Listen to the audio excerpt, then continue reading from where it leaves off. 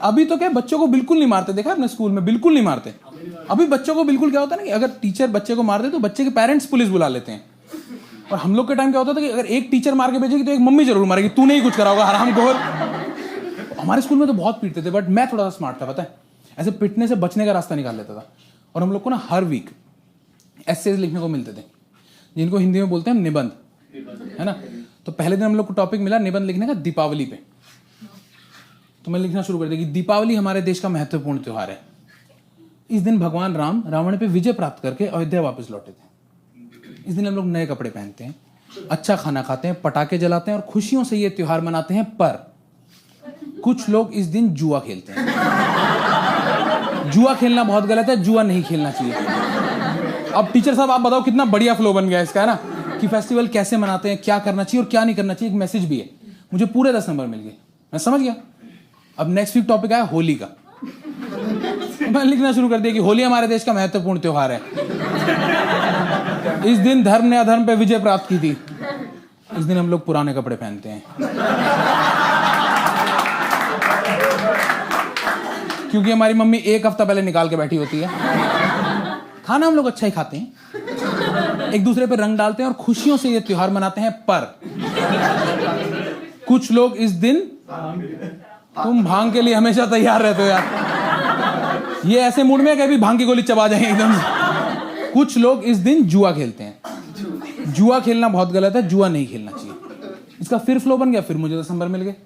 पर अब मेरी मैम को पता लग गया कि इस हरामी को टेक्निक पता लग गई, ये बार बार बीच में जुआ घुसा रहा है और नंबर ले रहा है।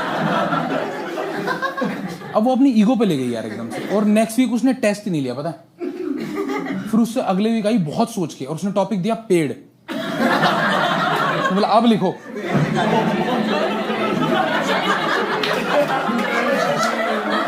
तो मैंने भी लिखना शुरू कर दिया कि पेड़ों का हमारे जीवन में बहुत महत्व है।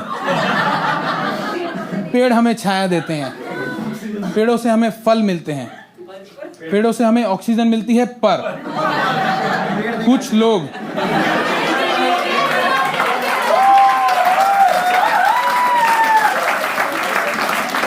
लोग पेड़ काट देते हैं। पेड़ बिल्कुल नहीं काटने चाहिए। और कुछ ये तुम्हारे जैसे हरामी लोग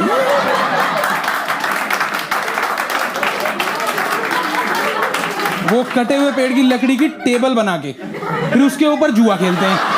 तो जुआ नहीं खेलना चाहिए बिल्कुल भी, जुआ खेलना बहुत गलत है।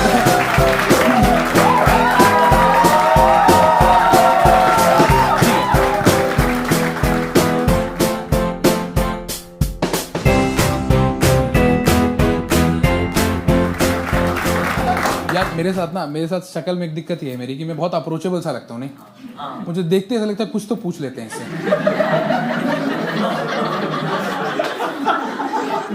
मैं उस दिन ऑफिस से बाहर निकला, बिल्कुल आपके जैसी टी शर्ट वाला बंदा, ऐसे पूरे 500 लोग की भीड़ को चीर के मेरे बोला, भाई साहब ये सिकंदरपुर के लिए ऑटो कहाँ से मिलेगा? सीधा जाके लेफ्ट ले लो। कह रहा थैंक यू भाई साहब। मैंने कहा वेलकम। अब सेकंड डे सेम बंदा और सेम सवाल पूछ के चला गया। हो सकता है शहर में नया होगा, इसको पता नहीं होगा, कोई बात नहीं। अब थर्ड डे जब मैं ऑफिस से निकला ना, मैं देखा एक बंदा फिर दोबारा से पूरी भीड़ को चीरता हुआ मेरी तरफ आ रहा है। तो मुझे डाउट हो गया कि कोई मेरे मजे ले रहा है, प्रैंक वगैरह है, कोई कैमरा चल रहा है ना। तो मैं साइड में छुप गया। तो मैं देखा इन्होंने किसी और से कुछ पूछा, उन्होंने ऐसे इशारा किया और वहां से चले गए। तो मैं भी अपना साइड से निकल के जाने लगा। फिर 2 मिनट बाद ये साइड से आ गए, बोले भाई साहब। मैंने कहा करे सिकंदरपुर के लिए ऑटो कहाँ से मिलेगा? मैंने कहा वो तो सीधा जाके लेफ्ट ले लो। पर आपने उनसे क्या पूछा था? करण से तो मैंने पूछा था कि आप कहाँ मिलेंगे।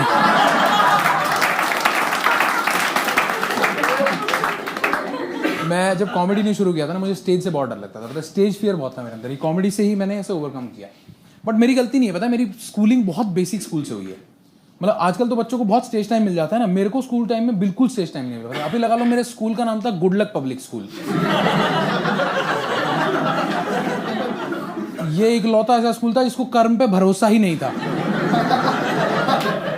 इनको था कि बच्चों के साथ बेस्ट विशेष जरूर जानी चाहिए, गुड लक बेटा गुड लक, आगे के डिसीजन ठीक लेना। हमारे स्कूल में मैंने 10 साल में सिर्फ 3 लड़कियों को स्टेज पे चढ़ते देखा, जो रोज जाके ए मालिक तेरे हम। मुझे इतना स्टेज से डर लगता, मुझे वो तीनों ही भगवान लगती थी कि भाई तुम असली भगवान हो यार। ये चीज पता है हमारे स्कूल को भी रियलाइज हुई कि यार ये बच्चे ग्रो कैसे करेंगे, इनको स्टेज टाइम तो देना पड़ेगा, कुछ तो सिखाना पड़ेगा।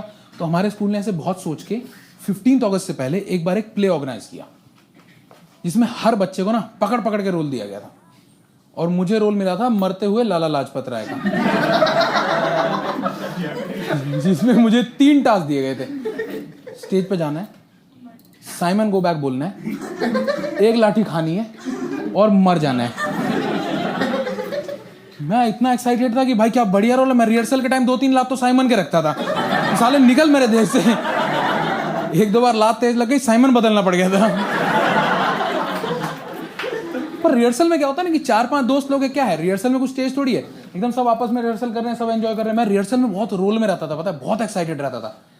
1-2 बार प्रिंसिपल सर देख के गए, वो घबराए कि लाला जी सही में रोल में आके ना मर जाए उस दिन कहीं। इसको थोड़ा रोकना पड़ेगा यार। अब जिस दिन फाइनल प्ले का दिन आया ना, तो मैं पहली बार स्टेज पे गया।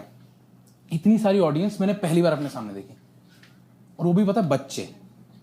अब बच्चों की आंखों में मासूमियत ना बस उनकी माँ को दिखती है,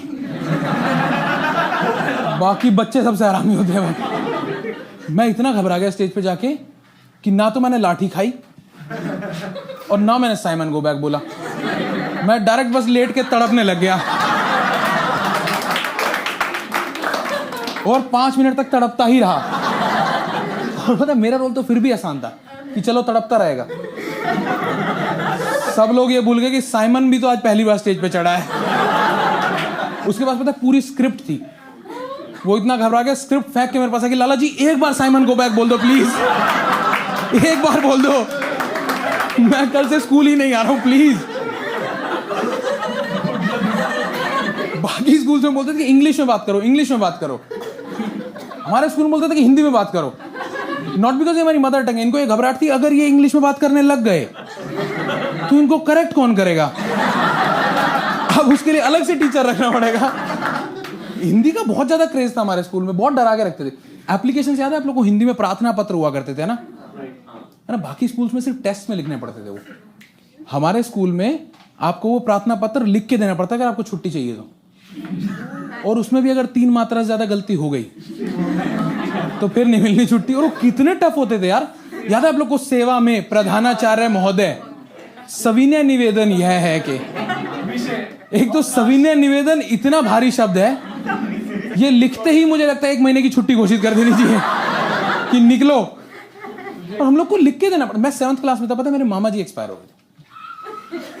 अरे भाई इस पे क्यों हंस रही है। तो मैं छोटा बच्चा था यार, मैं तो, अब तो हंसो कोई दिक्कत नहीं है। बट पता है मैं उस टाइम, मेरे को प्रिंसिपल ने ऑफिस में बुलाया और मुझे बताया ऐसे कि बेटा आपके ना मामा एक्सपायर हो गए। तो मैं ऐसे रोने लगा, थोड़ा सा घबरा सा गया, कब घर जाऊंगा। तो बोले अब ना वहां बैठ के ना वो एप्लीकेशन लिख दो एक बार। अरे यार निर्दयी आदमी। तो मैं ऐसे रोता रोता अपना लिख रहा हूँ आराम से कि चल कोई नहीं, पूरा सेवा में प्रधानाचार्य में 2.5 घंटे लगे मुझे कि चलो कोई मात्रा करते। 2.5 घंटे में मैंने वो एप्लीकेशन लिखी ना, तो अब मुझे मामा के मरने का कोई खास गम था नहीं। अब मुझे खुशी हो रही थी कि जो मैंने लिख दिया है ये कौन से म्यूजियम में जाएगा यार।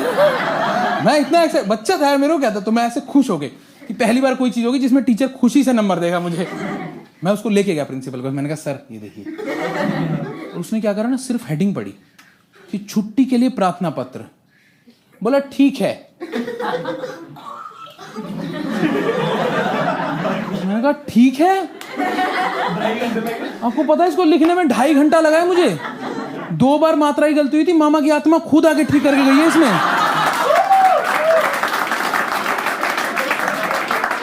अब नहीं जा रहा मैं। अब इस पे आप रिप्लाई लिखो। अब लिखो सेवा में राकेश जी, सविनय निवेदन यह है कि ठीक है जाइए। और ये ओम और फूल जो मैंने नीचे बनाया है ये भी बना के देना। इसके extra marks for good hand writing वो अलग से मिलेंगे।